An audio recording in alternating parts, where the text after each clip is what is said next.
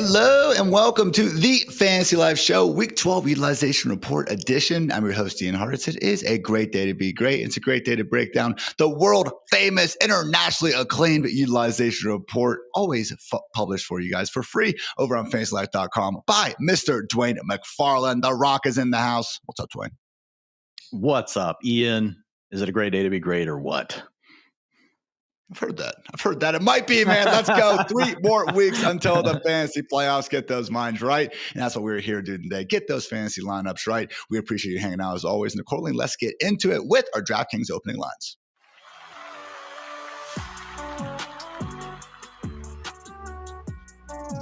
Fairly quiet Tuesday in the NFL news streets. I'll knock on wood because I'm sure I just jinxed it. But with that in mind, Dwayne, couple quarterback updates. CJ Stroud has already been ruled out for Thursday Night Football. He is returning to practice with the concussion, so it seems like a Week 13 return could be on the horizon. But Davis Mills will once again be under center. Something that honestly hasn't been so bad for Nico Collins. Yeah, man. Nico Collins in the 2 games with Davis Mills has a 98 utilization score. So you guys know the score goes from 0 to 100. That is nearly perfect. So Nico Collins with an A++ on the test grade right now with Davis Mills under center, 22.4 fantasy points per game over that stretch. Ian, and honestly, just Davis Mills seems like he's a pretty smart guy. He's just feeding Nico. 29% target share for Nico in these 2 games. So I look, when I look at Nico, I think he's had a kind of a rough start to the season. I think he's still going to be fine when Stroud's back, but there is this little part of me that wonders like, okay, man, why couldn't you just be feeding Nico Collins the way that Davis Mills is? NFL high 25 targets over these last 2 weeks. And yeah, it was a disappointing start, but then you go ahead and look at the numbers now. Wide receiver 10 in PPR points per game. So at least he has started to come through when it does matter most. Also got word that Aaron Rodgers is not, I guess he's not ruled out here for Sunday, but they're going to be not having him practice to start the week and basically see what happens on Friday. So the good news is that it's confirmed that he doesn't need surgery. They're just making sure, again, that's okay with the doctors and all that jazz. So it'll be Mason Rudolph under center if not. And I would just say with all this, guys, again, old man Rodgers, obviously not too mobile these days, or Mason Rudolph under center. The Bears DST probably is a group you want to look at if you are in those streaming streets. So I would say the Bears and the Chiefs, 2 of the better streaming defenses right now that are under 30% rostered. You break glass in case of emergency units would be the 49ers, Raiders, and Saints. However, this is your last reminder. Please go pick up the Tampa Bay Buccaneers for the stretch run. Again, they're already a good enough real-life defense. They're going to be competitive because they're a good real-life football team, and they're going to get to face this Cardinals, Saints, Falcons, Panthers, and Dolphins from weeks 13 to 17. Giddy up there. Also with the Steelers, Dwayne, Jaylen Warren is a situation where, dealing with the ankle injury, but he'll be limited in early portions of practice. Head coach Mike Tomlin is, quote, optimistic about his availability for Sunday. Tomlin also mentioned that he was cleared to come back in the game, but he just kind of liked the way things were going with Kenneth Gainwell. I don't know. It's kind of weird for him to say that because Gainwell wasn't getting that much going before Warren got injured. I know he was playing a lot, but it wasn't like he was ripping off big runs or anything. I don't know. Just kind of an interesting situation here, Dwayne. Yeah, so I was working on the rest of season projections before hopping on the show. And when I got to the Steelers, what the number we had been talking about is over the 4 previous games before we got this last game, 80% rush share for Jaylen Warren. That was going to go away before the injury to Warren. Last week, I don't know if it was a game plan thing, if it was something to do with the opponent and just the matchups that they saw, but Gainwell was just, to your point, more involved early in the game. Wasn't scoring a lot of fantasy points early on, like you mentioned. So we'll see what happens with it. But I will say, if for some reason Warren did miss, Kenneth Gainwell, man, he's been good in these opportunities where the backfield has been down to him. So last week ended up scoring 29.5 PPR points. If you go all the way back to, week 4, he had I can't remember, almost 30 fantasy points in that game as well. So in the 2 spots where we had it just be Kenneth Gainwell because of his receiving, man, after Warren left the game, he had a 54% target share, which is just absolutely insane. Obviously not something that's sustainable, but just shows you how active he can be in the pass game. Bears defense is the second worst unit in the league in terms of RB rush yards before contact per carry. So whoever winds up being RB1 for Pittsburgh set up for success this Sunday. Also note that Cardinals running back Emari Demercado did suffer a high ankle sprain. He's unlikely to suit up this week. Will be a mix of Bam Knight and Michael Carter. 2 guys who, again, I'm not exactly dying to get into my lineups, but sometimes beggars can't be choosers with buys. I would prefer Bam Carter if it comes down to that. Finally, 2 quick Bills updates. Khalil Shakir is not practicing this week with a personal reason. However, I've tried to dig around Twitter for news on it. I think his wife might just be pregnant. So hopefully his Shakira family has a happy delivery and all is well, but just keep an eye on that. And then also Bills tight end Dalton Kincaid continuing not to practice with a hamstring injury, looking very much like another week of the Dawson Knox and Jackson Hall's experience. So with that, guys, let's get into the utilization report. This has been our DraftKings opening lines.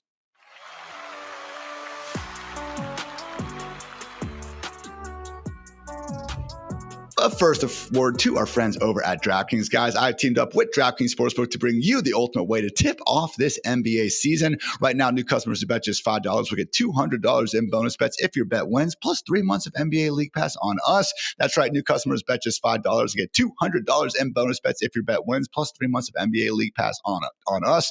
Just download the DraftKings Sportsbook app and sign up using the promo code FANTASYLIFE. The crown is yours. Stay on the action and use your bonus bets on same-game parlays, player props, money line spreads, and more. And if you love the thrill of live betting, well, hey, DraftKings has you covered with live odds and prop bets every single night. So here's your play. New customers bet $5 and get 3 months of NBA League Pass on us, plus get $200 if your bet wins, paid out in bonus bets. Thanks to DraftKings Sportsbook for sponsoring this. Let's make this NBA season one to remember. Note that minimum minus 500 odds are required. Subscription will auto-renew.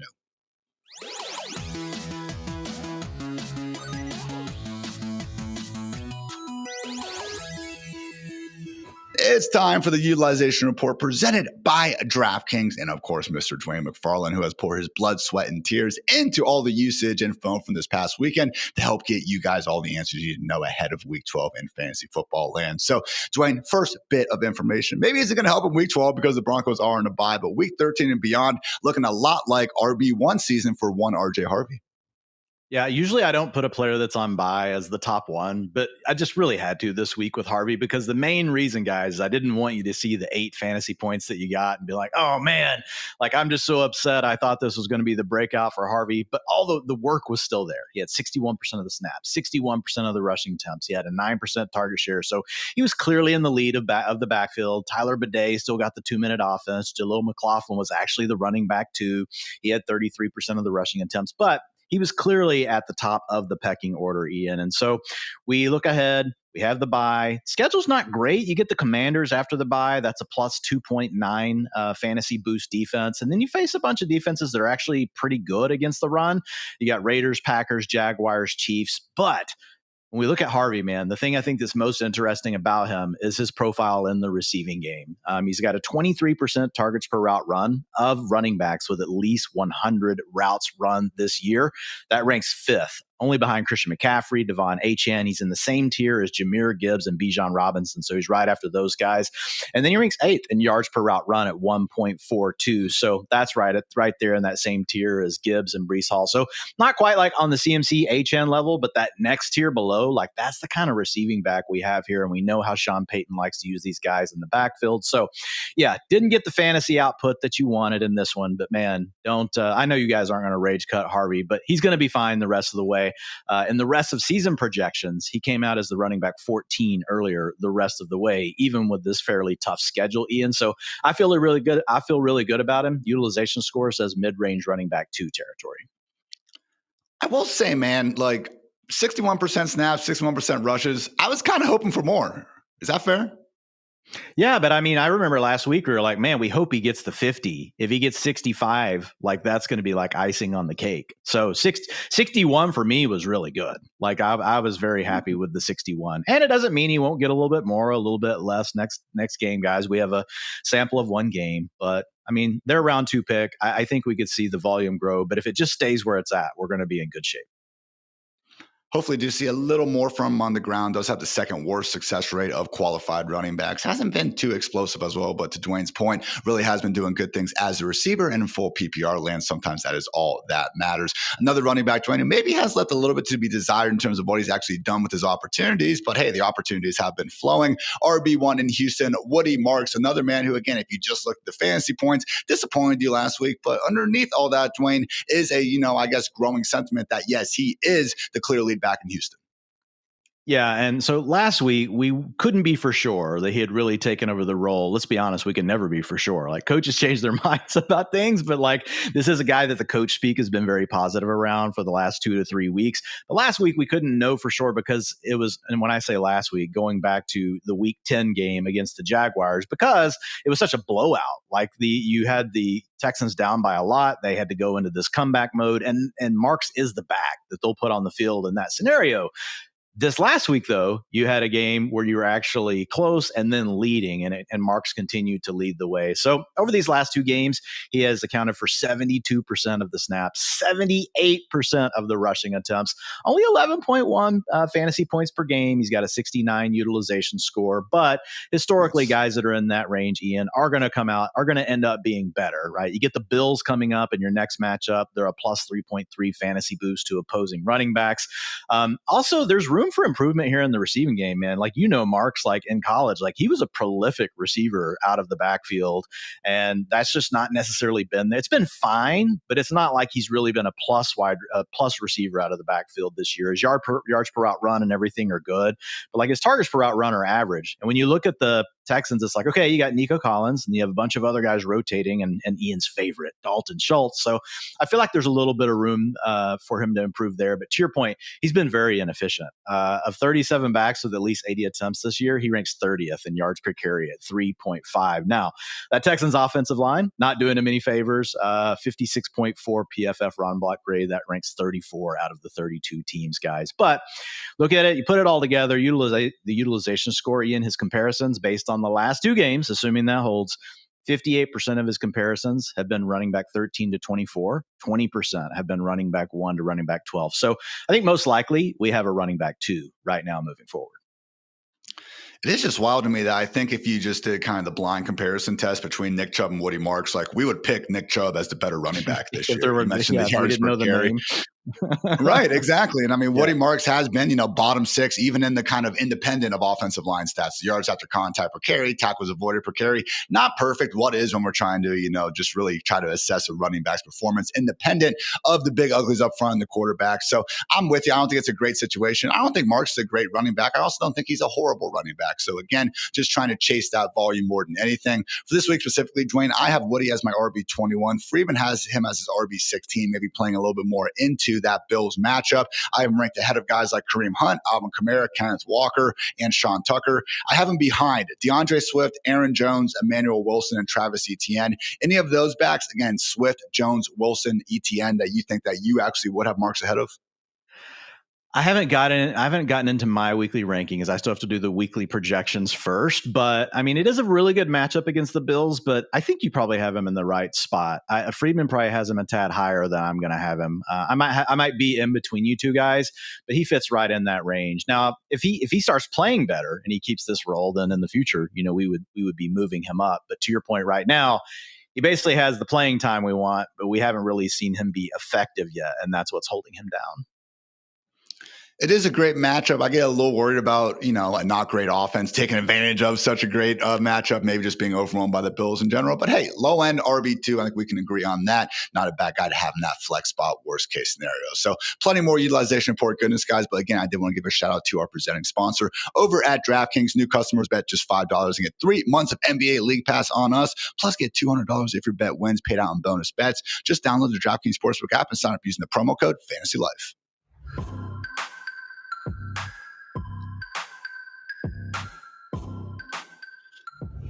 Who's been absolutely balling out over the better part of the last 6 weeks? Jameson Williams for the Detroit Lions, even including that unfortunate Monday night goose egg, which just feels like 10 times worse when it is in an island game like that. Dwain, since week 6, JMO is actually averaging 15.8 PPR points per game. That's good for wide receiver in 11 status. And if you really want to just pick an arbitrary sample, you can do weeks 9 through 11 after their bye.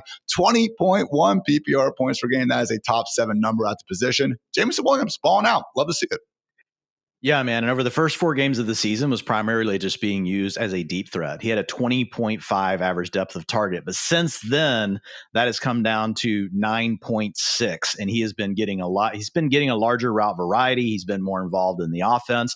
But I think the thing that gets me really excited, Ian, is almost that last cutoff you used. But if we look at the last 2 games with Dan Campbell calling plays, it's been his most prolific role of the season. An 82 utilization score with 21.8 fantasy points per game. We also have Sam Laporta, who went on IR last week. The soonest he'll be back is in 3 games, but didn't even sound like they were for sure he was going to be back then whenever they asked Dan Campbell about it earlier this week. So we'll see what happens with Laporta, but we at least have 3 more games of a less crowded offense. And so I think if you're trying to be a bull on JMO, which, if we go back to draft season and we think back to our conversations around JMO, what if he takes the next step in the offense? What does that look like? Clearly that didn't happen early, but to your point, it's been better for the last 6 weeks. And now we have these 2 weeks, Ian. If you were to say, hey, I'm a believer in Dan Campbell, and this is scenario 1, and I'm a believer with Sam Laporta out that he's just going to continue doing what he's doing, and we use his utilization score, which is an 82 over those 2 games, 70% of his comparisons were wide receiver 1s. 26% were wide receiver 13 to 24.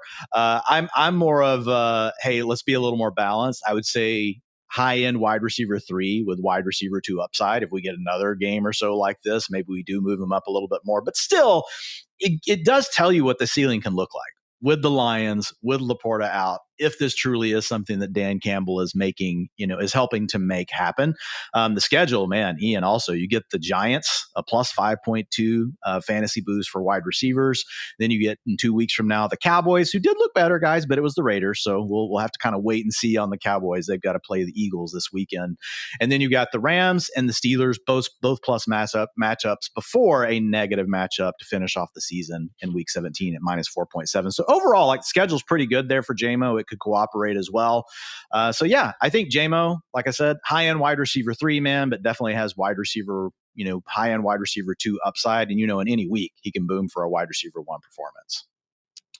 And this spot this week in particular against the Giants really is juicy. They run more man coverage than just about anyone. They've also been bad, which is kind of that combination we're looking for at wide receiver. Dwain, when I did my initial ranks, I had JMO as my wide receiver 17, but I'm looking at it right now, man, and I got Tedero McMillan ahead of him. I got Stephon Diggs. I got Zay Flowers. I got Justin Jefferson.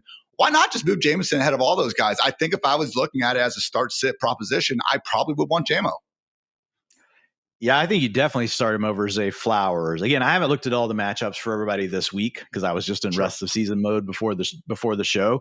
But I think you have him in the right range. I mean, wide receiver 18-ish is really nice. I mean, anytime we put somebody in that range, guys, we're saying that they've got a shot to be a wide receiver 1 on the week most often. So yeah, I like that ranking. But I agree with you. You could make an argument for him above all those players. Zay Flowers does have the Jets, so while I am a little bit biased as someone that continually wants Zay Flowers to break out, that is an objectively good matchup as well. So good stuff there with JMO, and again, plenty of matchups that really are a mix of, again, layups like this week or even just other spots, where they're facing the Rams, where it's like, okay, maybe not an easy matchup, but we could see, both teams going off for 30-plus points. So gotta love JMO, and gotta love another wide receiver I just mentioned. Tedero McMillan absolutely balled out last week. That said, Dwayne, we have more than one data point for the rookie this year, and he did finish as a wide receiver 33 or worse in 3 of his previous 4 games. So how do you balance, again, the massively awesome performance in week 11 with what we should actually expect moving forward? Well, basically this performance just brought him up closer to where the utilization score said his fantasy points per game should be. Because we've been talking about him being an underperformer, and I finally just stopped talking about it. I should just continue to listen to the utilization score. It's it's the reason that we make it. So it kind of just puts him on par with where he should be, because we talked about him as being a mid-range wide receiver 2 to low-end wide receiver 2 most of the year. And then you get the bad performances you talked about, and it was is he really more of a high-end wide receiver 3? But the score was still saying, no, low-end wide receiver 2 to mid-range wide receiver 2. So I think this was pretty simple. He just basically gets back in that range. It's tough though, Ian, to I think a lot of people want to double count this almost and now consider him a borderline wide receiver 1.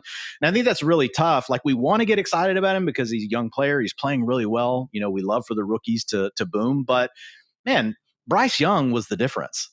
He's still getting all the same utilization he's been getting. If you look at his targets and all those things, they've been there. The air yards also have been pretty good. But this last week, man, Bryce Young going off for 448 yards and 3 touchdowns. Basically, if you're going to move Tedero McMillan, because I've seen some of the discourse, up to being a wide receiver 1, you're saying that Bryce Young is now a good quarterback based off this one performance. And I can't go that far. So I think he's a mid-range wide receiver 2, where you just mentioned him in the ranks. And look, guys, that's still really good. Like his utilization, I feel like I'm saying something negative about a guy I wrote up just because I'm being like, guys, calm down on Bryce Young. But if you look at his utilization score comps, 51% of them have been wide receiver 2s, 37% have been wide receiver 1s. So there's a chance. Only 12% have been wide receiver 3s. So like we really like him. But man, I just like, I don't know, Bryce Young, like he's fooled me too many times. Like until I would need to see like 3 outings in a row like this for me to suddenly change my mind about Bryce Young as a passer. How about you? I don't need to see 3 performances with 450 yards and 3 touchdowns. Just give me a couple okay ones, all right? That was only the second time all season Bryce Young's averaged north of 6.6 yards per attempt, Dwayne. That is not a high number, okay? I really wish that we could just get a couple weeks of 7.5 or, God forbid, a couple more 8 yard per attempt performances that aren't coming against the Dallas Cowboys. So Falcons were a good defense, okay? No one's trying to take that away from them. But again, it's just trying to balance how much of that was one really good game and how much of that can we actually expect to be happening in the future. But again, mentioned it, my wide receiver 16 on the week. I have him ranked ahead of the Eagles wide receivers of, Jameson Williams himself, which again, I'm kind of debating already. Michael Pittman, Michael Wilson, and also DK Metcalf. So feeling good about it, particularly Dwayne with this matchup. They are getting the 49ers this week. And since they lost Fred Warner in week 6, they have actually been the 4th worst defense overall in terms of EPA per play. 3rd, I say, 4th worst defense in EPA allowed per dropback as well. So really bad overall and also bad against the pass. Could be a situation where, again, 8 to 10 targets against that group could go a bit further than normal.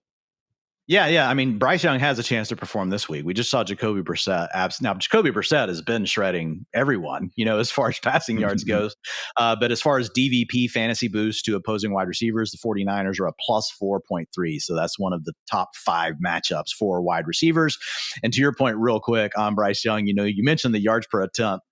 How many times has he eclipsed 200 yards this year, Ian? God, twice? Yeah, twice. Great guess. Great guess. In the games where he's played at least 80% of the snaps, we did have an Andy Dalton game in there as well, guys. So 22% of the time, he's gotten over 200 yards only 65% of the games in his career.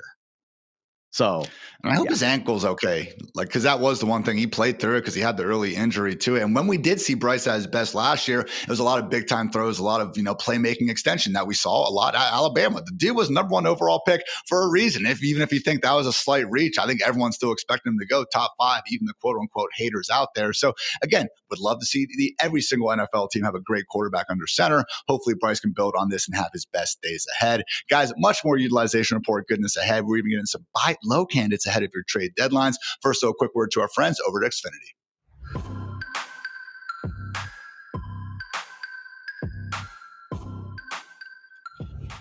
If you call yourself a sports fan, you got to have Xfinity, guys. All the games all in one place. And here's what you get when you actually do watch sports with Xfinity. There's a sports zone which features every pro football game and over 1,000 college games, highlights and alerts all in one place. How convenient. You can also watch all that in the multi-view option. Be up into 4 stadiums at once. Truly is a blessing of the year 2025 to have the quad box capability. Also note there's the Xfinity Fan View, live scores, odds, and stats all in one place, personalized to you. Oh, and I mentioned all this is in Xfinity Enhanced 4K. A simply stunning viewing experience. All you got to do to check it out is use your voice remote and just say football. Imagine all your football all in one place. Easy, Xfinity. Imagine that. Learn more at Xfinity.com. Note that restrictions do apply. New residential customers only. Tax and fees are extra and subject to change.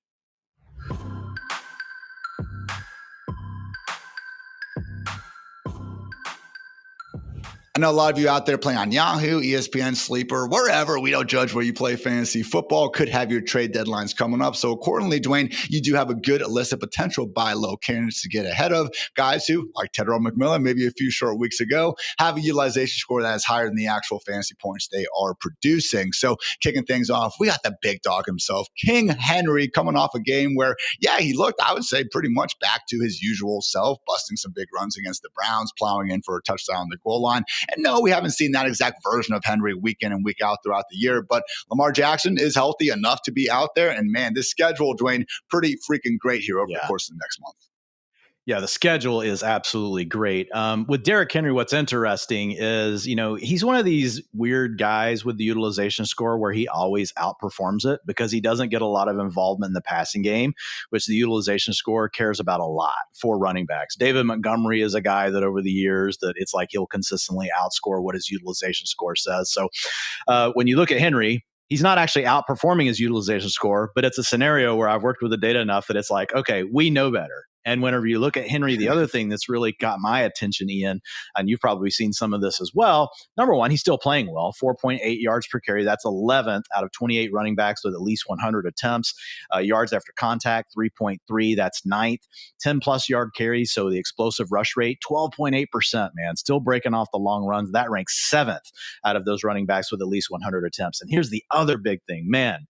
The Ravens they're going back to the roots, man. They are playing old school smash mouth football over the last 4 games. They've got a minus 9% drop back rate over expected. That's the second most run heavy team over that stretch. And this is a team, guys, that we've seen really behave that way over the years. Like last year, their drop back rate was under 54%. They're going back to that now. Dude, they don't even want to use 3 wide receivers. They rank dead last in 11 personnel utilization over the last 4 games. So everything's really just stacking up, in Henry's favor. And then you talk about, the playoffs coming up, and you talk about what his schedule looks like. First, you get the Jets, now without Quinnen Williams, but then you get the Bengals twice in 4 weeks. The Bengals are giving up, look, a good fantasy boost is like 7. A 7 is like an outlier. The Bengals are giving up 10 plus 4 additional fantasy points to running back rooms. So, and they get them twice and over the next 4 games. So you get the Jets, the Bengals, the Steelers, the Bengals. Tough one against the Patriots, a minus 4.7. And then you get the Packers, who've looked a little softer after what the Giants did. I couldn't believe what the Giants did to the Packers on the ground this last weekend. So Henry, even though technically I like his utilization score is actually a little lower than what we're expecting for his fantasy production, man, when you add it all up, like I think Derrick Henry, and like you like to say, Ian, who's Enter? I don't know who Enter is. Winner. I'd combine Ian and Winter. We know you're a winner, Ian, but winter is coming, as you like to say. And Derrick Henry is also coming with it. And I know I've spammed this stat before, but it's really cool. So I'll say it again. Derrick Henry career yards per carry by month, 4.3 in September, 4.8 in October, 4.9 in November, 5.2 in December, 5.4 in January. Adds up, man. I would not be thrilled about tackling that dude when all of a sudden it's 20 degrees out and my team is eliminated from the playoffs anyway. So again, you mentioned the matchups. Yeah, the Packers, man, we saw Rico Dowdle shred them a few weeks before that even. So really not overly terrified of that. And just even independent of the fantasy boost, which is the better staff for trying to evaluate this. That's why we use that fantasylife.com. But even just raw PPR points allowed to opposing running backs, guys, Bengals are dead last, but the difference between them and the 31st ranked team, Buffalo, is actually the same difference as Buffalo, who's again 31st, and the 12th ranked team in Minnesota. So it's not even that they're last, they are last by truly a country mile. So Derrick Henry, again, big days coming up, will be a great guy to be able to go into the playoffs with. Another player, Dwain, who we've seen some big highs from this year, but maybe not so much recently, Buccaneers rookie wide receiver Emeka Egbuka, someone who, man, weeks 1 through 5, like was getting some Justin Jefferson love out there. And why not? 20.5 PPR points per game. He was pacing for one of the better rookie seasons out there. However, Baker Mayfield playing through some stuff. Emeka Egbuka obviously have his own hamstring injury. Just a wide receiver 38 in week 6 through 11, averaging 10.6 PPR points per game. Mr. Dwain, you are confident that's about to change. Yeah, and I looked at the last 4 games, so 12.2 fantasy points per game. His underlying utilization, though, is still really good over that period. You're getting 10.3 targets and 111 air yards per game. And we like Baker Mayfield, Ian. It's one thing if we talk about we're about to talk about a couple wide receivers where you're probably going to look at me and be like, oh, man, like they really are dependent on the quarterback getting better. We know Baker Mayfield is a good quarterback. And so a lot of this should straighten itself out is really my thought process with Emeka Egbuka. And what you talked about earlier, that 20.5 fantasy points per game with the way he started the season before the hamstring injury, that's the ceiling. We've already seen the ceiling. We don't even need a theoretical ceiling. We've actually already seen the ceiling with our own 2 eyes with Egbuka. And we still don't know for sure when Chris Godwin will be back. He did return to practice last week, but we saw him earlier this year. He wasn't good. Mike Evans still out indefinitely. Maybe back in week 15, week 16. We'll see. It's really hard to get straight injury reporting from the Buccaneers. But when you look at what we have with Egbuka, man, it's really good. So you know what the ceiling is, but let's say you want to be, okay, but I want to take into account what he's done over the last several weeks, and I don't believe it has anything to do with his hamstring. So fine, we'll use his utilization score for the season, Ian, which is a 77. 31% of his comps were top 12 wide receivers, 53% were wide receiver 13 to wide receiver 24. So I think when you add it up and you already have seen that ceiling from early in the year, and then you talk about 53% of the comps, even in this bearish case, being wide receiver 2s, like a mid-range wide receiver 2 is a Emeka Egbuka's floor, in my opinion. So I think he's still a borderline wide receiver 1, and he could give you a high-end wide receiver finish the rest of the way. The schedule's pretty neutral overall. Like you have, you play the Rams, it's a plus 1.5. You get the Cardinals, Saints, Falcons, Panthers, Dolphins. You guys can go check all that out over at fantasylife.com. You go to the DVP tool, that's defense versus position, and then you sort by fantasy boost. So whenever those numbers are right, are like, a 1 or a 2, like those are basically neutral matchups, guys. They're above average, below average, but we don't worry about them that much. What you're looking for are the outlier ones. And he doesn't have any. He doesn't have any matchups that we're like, oh my God, like that's a really bad matchup for wide receivers. He also doesn't have any crazy good ones, but that's okay because we've already seen the guy perform. So yeah, Emeka Egbuka, borderline wide receiver 1 with high-end wide receiver 1 upside. And even just looking at week by week since week 6, all right, he originally suffered the hamstring injury that took him out for the second half of that 49ers game. Not going to hold that against him. He comes back quickly against the Lions, and yeah, it doesn't have a great performance, but Baker also missed him on at least 1, if not even 2, would-be touchdowns in that one. Similar sentiment, honestly, in that next Saints game. Comes back from the bye, no longer listed on the injury report, which is great. Goes for 115 yards and a touchdown in a not exactly easy matchup against the Patriots. And then even last week, I was talking about how his average target depth was like 4 yards after his 11 every single week. And Dwain quickly pointed out correctly, yeah, high winds out there. It wasn't really a great weather game, despite the high point totals and the run game success going on. Really does make a bit more sense again when you add some context to that stretch there. So Emeka Egbuka, my wide receiver 10 on this week. Freedman's wide receiver 7. You can believe in the guy when the wet blanket himself is even more bullish on the guy than your boy Ian. Dwain, someone else who has definitely been more so disappointing than good throughout this season for hit their loyal fantasy managers. That would be Justin Jefferson. In 5 games with J.J. McCarthy, he has finished as a PPR wide receiver 20, 38, 19, 42, and 25. So not all complete doom and gloom, but for someone who's been a perennial top 5, if not top 3 wide receiver in fantasy, it has left a lot to be desired. So talk about why you do believe Justin Jefferson could potentially have better days ahead. Yeah, it's pretty simple. The utilization score says that he should be outperforming what he's doing. And then we know he's Justin Jefferson. And so that tells us he should be outperforming what he's doing. Having said that, I nearly didn't include him in the column this week, Ian, and for 2 reasons. Number one, we really are worried about J.J. McCarthy. J.J. McCarthy's we talked about Bryce Young earlier. Honestly, I'll probably have Bryce Young projected for more passing yards than J.J. McCarthy, this week. So it's a challenge, but the good thing for Jefferson is the intent has still been there. All the targets, the air yards, all that stuff's still been there. And so if they connect on those 2 things, the 2 things go hand in hand, right? If suddenly he hits Justin Jefferson on those passes, he's not throwing for 150 yards anymore. So it's tricky because of that, number one. Number 2, his name is still Justin Jefferson, and someone in your league spent their first round pick on him. So there's going to be a lot of people. There's no way you're going to be able to go make a deal for him because they know he's Justin Jefferson. And even though they know he's not playing well, you're not going to be able to get him at a low enough price to make it really worth trying to get him. So I would just say he's a guy that you go kick the tires on. Might not be able to get him in your league, but some people, man, I know I get this way sometimes.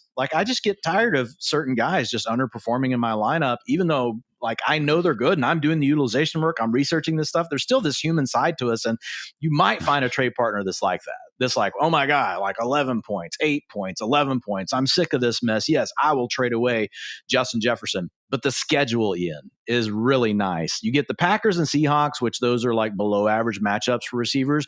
But then you get the Commanders. That's a plus 6.4 fantasy boost. Then you get the Cowboys. Cowboys, guys, verdict's out. Played a lot better last week. But again, it was the Raiders.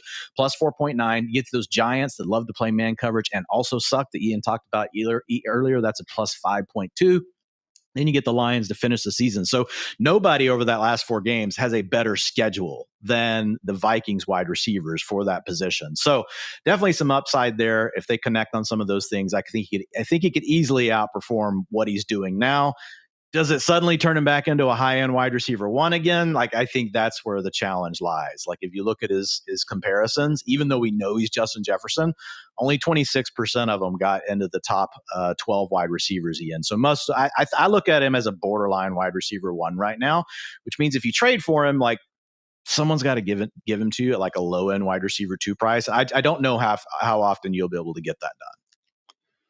And again, as much as I've seen it, like I feel like JJ McCarthy's incompletions are just egregiously worse than a lot of other quarterbacks. So maybe that's actually making us overweight just how bad the catchable targets are. But yeah, going into last week, guys, it was still at 64% for Jefferson, which is not great. Like we would love to see a catchable target rate north of 80%, and a lot of playing good wide receivers do have that. But it's also marked that is on par with guys like DK Metcalf, AJ Brown, Roma Dunze, Emeka Ibuka, Nico Collins, T. Higgins, amongst others. So I know I just named a lot of wide receivers that have had their own ups and downs, and we're not saying Justin Jefferson is going to be completely smooth sailing ahead, but it has been more downs and ups. And for a player of Justin Jefferson's caliber, we would expect, again, some of those booms to be following sometime soon. So love the call on the schedule. I am maintaining faith mostly just in Justin Jefferson, but man, Dwayne, ranking him my wide receiver 13 this week, I don't ever remember having him that low. So I would have guys like George Pickens, Roma Dunze in a great matchup, Emeka Ibuka, Chris Olave, and Devontae Adams ranked ahead of Justin Jefferson. But sometimes, man,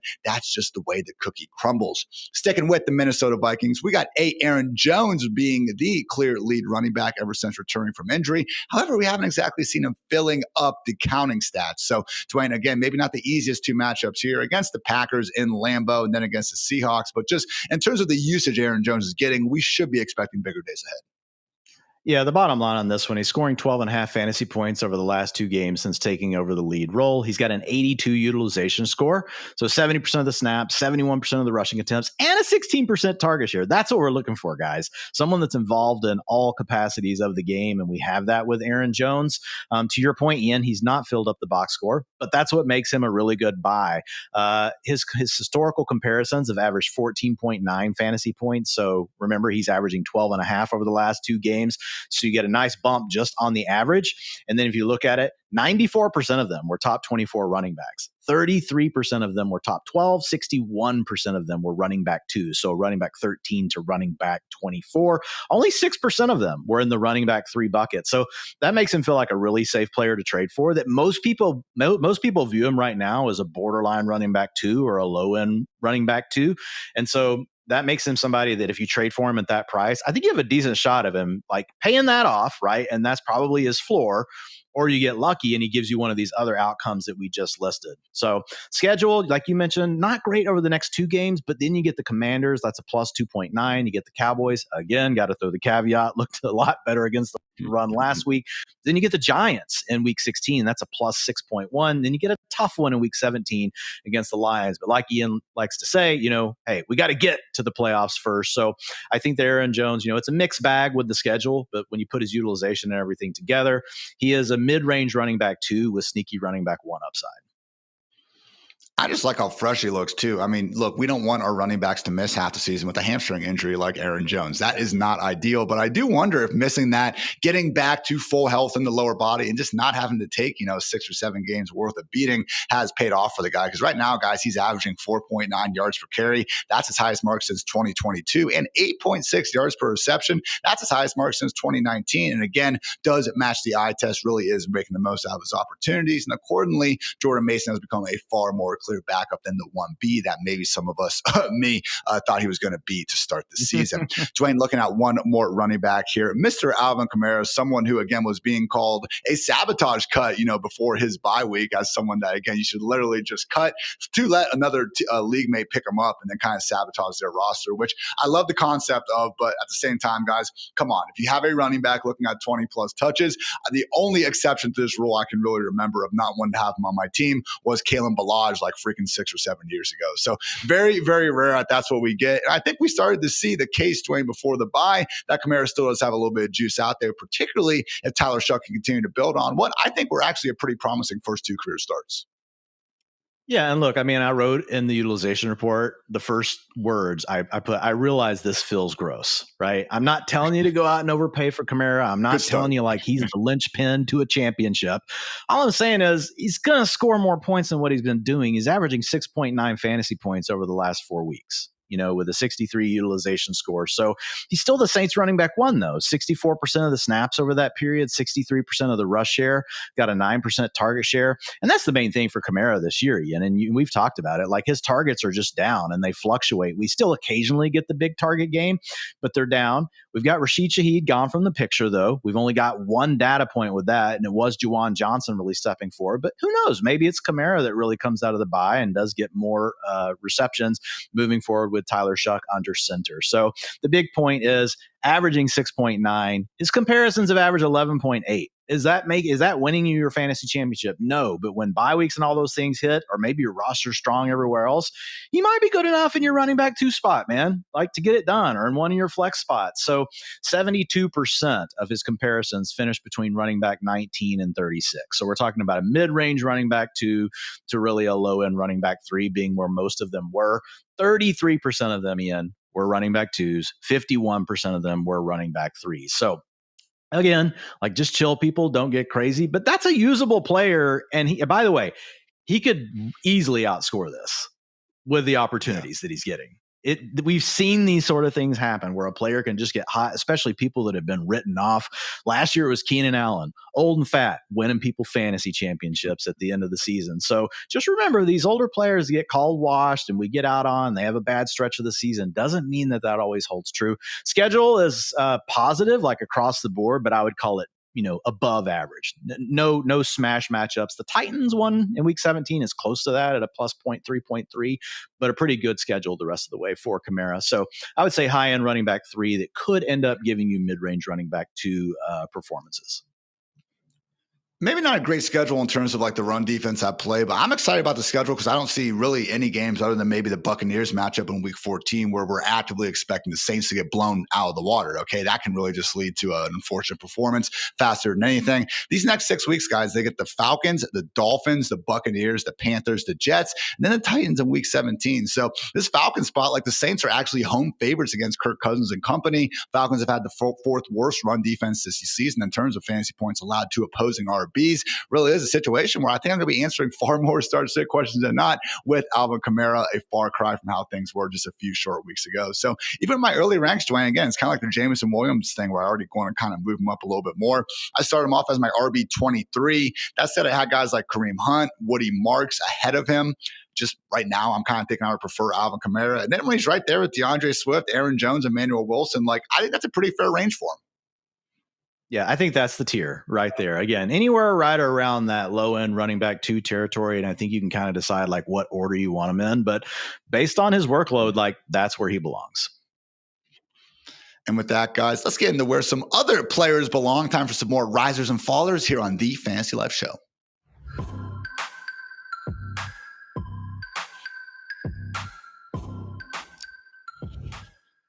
The RB16, RB4, and RB3 over the past 3 weeks. Dwayne, Travion Henderson, fair to say he's trending up right now, but we'll see how long Ramondre Stevenson remains sidelined. Yeah, we can go fast on this one. I think everyone realizes it, but I put it in here because his utilization score has gone up by 16 points. That's a ton, guys. It's really hard to move your utilization score that much this late in the season when we've already got so much data. It takes the kind of thing that we're seeing with Travion with Ramondre Stevenson out. My outlook on him, Ian, as far as when Ramondre returns, is still the same as what I wrote up in last week's utilization report, which is we can't be for sure. We really don't know what Mike Vrabel and Josh McDaniels will do. We don't know. I will say in the rest of season projections, I did slightly tilt things to Travion Henderson the rest of the way. And I just felt like it was the smart thing to do because, like, if we play fantasy and if I'm putting my chip on one of these 2 backs, the one I feel the best about putting my chip on is Travion. Now, I did keep it still as a split, but with Travion in the lead. But man, do we have some matchups on the horizon here. The Bengals, who we've already talked about, the Giants, one of the best matchups, the Bills, one of the best matchups, Ravens playing a little bit better here lately, and then you get the Jets, who don't have Quinnen Williams anymore. So he has one of the best running back schedules coming up. So even in a slightly, or even in a role where it's more split, but he's in the slight lead once Ramondre returns with these matchups, man, like Henderson could still be coming through for us. So running back 1, obviously in the games without Stevenson, but I would say mid-range running back 2 when Stevenson's back. I did have him at low end running back 2. I think I would settle probably in that kind of DeAndre Swift, Aaron Jones range. But for this week, man, going up against the Bengals, yeah, I think even with Ramondre back, I probably would still be preferring Henderson, even to guys like that. So I know I've seen some people, do that thing where it's like, oh, well, you take away Trevion's good plays, and all of a sudden you're left with a much more mediocre player. And I just think it's important to remember, Dwayne, when we see a player like Trevion who has pass catching chops and who has explosive play ability, this is why we were comfortable making the bet we did back in August so often in the first place. It was because that sort of archetype should be able to make the most out of a more reduced role that could be on the table here soon. Yeah, absolutely. And that's the thing. Like, we're trying to win the fantasy championships. And I get it, guys. Like last week, what he averaged 3.1 yards per carry. So, I mean, like, it's not like Trevion has looked good all the time, but you've seen the glimpses of it whenever he gets the open hole, especially on those outside kind of toss plays and stuff like that, Ian. Like, he is a total nightmare to deal with getting to the edge if your defenders are not ready to set it and that linebacker is just a step late. It's ball game, man. He'll outrun the defensive backs. There's just not many backs in the league that can do that. Like, so he has a very special skill set. He's obviously still maturing. He's still getting better as a player. But also, again, I just want to call out what he did at the end of that game. And I think it could matter with a head coach like Mike Vrabel looking back, to see, is it okay that I score? Hey, coach, man, is it okay if I score this touchdown, or do I need to go down and we just run the clock out? So he's obviously a player that's maturing. So yeah, I'm with you. I just it's all the same reasons to your point. We bet on him in the first place. We're seeing those traits come through. Henderson's firmly trending up. One man trending down, though, Dwayne. Zach Charbonnet, the bane of many, Kenneth Walker's manager's existence this year. Someone who, again, it seems like a favorite for more goal line touches than not, except for when the Seahawks are just sprinting to the line, trying to get snap off before the 2-point conversion. So I will say, as 13.5-point favorites against the Titans this week, it would make sense that Charbonnet can fall into the end zone once or twice. But in general, Dwayne, have we started to see a little bit of a shift towards Kenneth Walker? Yeah, and that's what's happening. So Charbonnet, his utilization score is down by 4 points over the last 4 games. He's now sitting at a 50 for the season. And over that stretch, Kenneth Walker has taken a slight lead. So Charbonnet has a 43% snap share, 43% of the rushing attempts, and a 34% route participation rate. Not very involved in the passing game either, only a 5% target share. He's also fallen behind, get this, Ian, in the inside the 5-yard line. 38% of the carries they've been giving them to Walker. Now, a big part of that was this last week. Walker got several of those. So again, guys, it's a 4-game sample. They could flip this back on its head. It's still a rotation between the two guys, but it does appear that the Seahawks coaching staff has decided that Kenneth Walker might be the better player, and they want to give him a little bit more playing time. So it's an upgrade for Walker. It's a slight downgrade for Charbonnet. That does seem to be what almost every stat and also our eyes have been telling us all season long. So good to see the Seahawks coaches coming around. Also, Dwayne mentioned him a little bit earlier on the show, but why not mention him again, because he is balling out. Nico Collins, guys, doing his thing, and the utilization score is firmly trending up. I think I said he was a wide receiver 10 before. My bad. I was wrong. He's the wide receiver 11. So still doing some very good things this year, Dwayne. Hey, wide receiver 11, his utilization score is up by 11 points over the last 4 games. So those two things match up perfectly, Ian. He's at a 78 for the season. He's averaging 15.1 fantasy points, 8.8 targets per game, 107 air yards per contest. But over the last 2, like we said earlier with Davis Mills, he has the number 1 utilization score in the game at a 98. And that's a big part of where those 11 additional points have come from over the last month. So yeah, Nico Collins sitting there as a mid-range wide receiver 1 the rest of the way.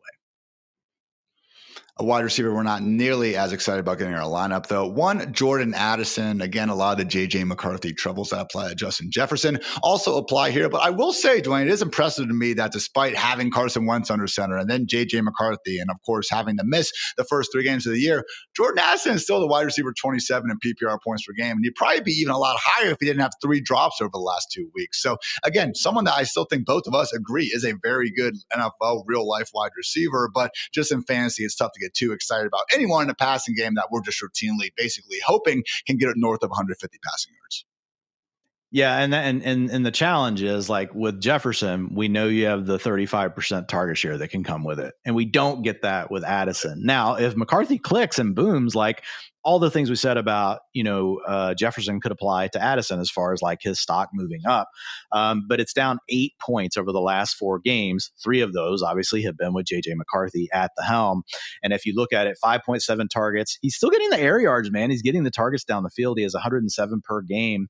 His utilization score is a 58 over that span. So not ideal. So he's really a boom bust wide receiver 4 at this point. He's still getting enough looks downfield that when he connects, like he's going to show up in the box score for you. The problem is because we've got the accuracy challenges with McCarthy right now, a lot of those deep shots are not coming to fruition. A tight end, Dwain, who was really frustrating us early in the year, also just mostly due to an injury, but even once he came back, wasn't doing too hot. Now is Mr. George Kittle. He's found the end zone 3 times over the course of his last 2 games. And yes, Trey McBride is the tight end 1 of planet Earth at this point, at least in fantasy football land. But George Kittle really is nipping at his heels and looking very, very in tune with a returning Brock Purdy. So George Kittle, Dwain, someone who also certainly seems like could be a beneficiary of a nice little schedule stretch here at the end of the season. Yeah, his utilization score has improved by 20 points. That's just massive.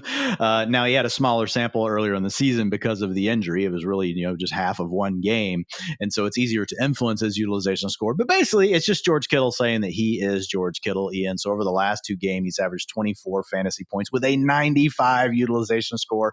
Second over that stretch, who's sitting at a 99 now. He was at a 100 with Jacoby Brissett. I don't know how it went down 1 point, to be honest, after the game that we just had. But when you look at Kittle, 24% target share over these last 2 games, he's clearly the best option in the passing game, along with CMC. Then we got Juwan Jennings and Ricky Pearsall like doing their thing on the periphery, but Kittle just looking like George Kittle. So I just updated the rest of season projections. He came in as the tight end 3, just right there neck and neck with Brock Bowers, and I had Trey McBride slightly above the 2 of those. And again, can't overstate enough just how special McBride has been among all players, quarterbacks, running backs, wide receivers, and tight ends. McBride's the overall 7th ranked fantasy player in PPR points per game over these past 2 weeks. Kittle is 12th, though. Travis Kelce is 11th. Tight ends, guys, they are absolutely balling out here to end the season. Dwain, let's close things out with just a super positive high note. No, I'm just playing. Mason Taylor trending down, unfortunate situation where, the rookie has flashed at certain points this year, but only so much you can do in this offense, especially when you do need to get, a former Buckeye, Jeremy Ruckert, more involved in the offense.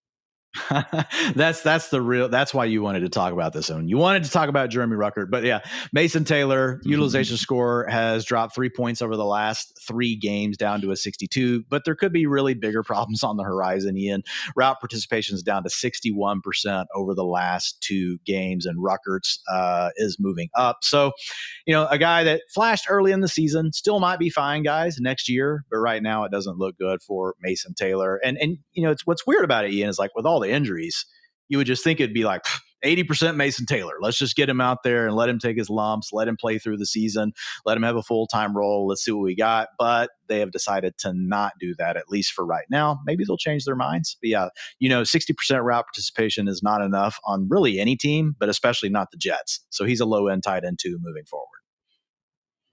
Bit of a dumpster fire. And maybe that passing yards per game could improve with Tyrod Taylor under center instead of Justin Fields. But again, I think we go from like legitimately terrible to horrible or something, Dwain. And we're not going to be getting anywhere close to average. And I think that's what Mason Taylor would need for us to feel good. So if you guys enjoyed the content in today's show, please go check out Dwain's, again, fantastic utilization report that is very much free over at fantasylife.com. We have some other cool stuff for you with rankings, utilization report tools, all that and much more. So appreciate you guys tuning in. If you like the show, then like the show. Always helps me hit that subscribe button as well. So for Dwain, for producer Matt, for producer Kelsey, I'm Ian. Thanks again for tuning in. And until next time, take care, everybody.